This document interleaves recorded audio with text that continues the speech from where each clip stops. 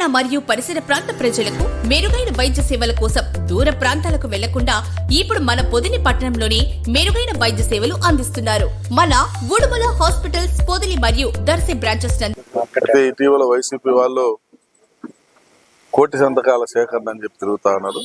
వాళ్ళకి పని లేదు, ప్రస్తుతం ఏం పని చేయాలని అర్థం కాక వాళ్ళు ఈ రకంగా ప్రజలను తప్పుదోవ పట్టించేటువంటి పని ఒకటి పెట్టుకున్నారు. అంతకుముందు ప్రజల్ని తప్పుదోవ పట్టించేదానికి మద్యం కేసు ఉందని చెప్పి ఎత్తుకున్నారు.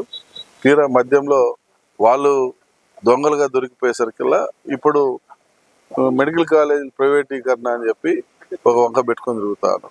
ఈ రాష్ట్రానికి పెట్టుబడులు వస్తూ ఉంటే వీళ్ళకి ఎందుకు ఒప్పటం లేదో మాకైతే అర్థం కావటం లేదు.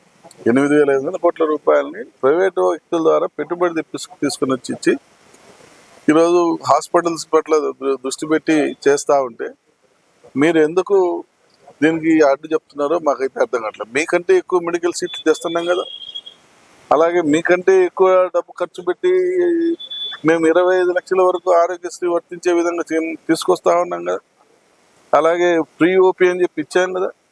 ఎందుకు మీకు ఏంటి? ఇప్పుడు పేదవాడి దగ్గర డబ్బు వసూలు చేస్తే మేము అబ్బాయి మేము చెప్పిన తప్పు రైటు, మీరు వాళ్ళు తప్పు చెప్పారు, వాళ్ళు మిమ్మల్ని మోసం చేశారు అని చెప్పొచ్చు.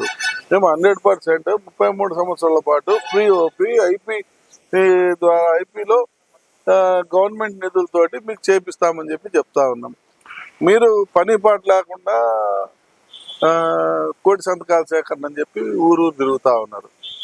మీరు ఏం చేసుకున్నా ఈ ప్రజలు మిమ్మల్ని నమ్మేటువంటి పరిస్థితిలో లేరు.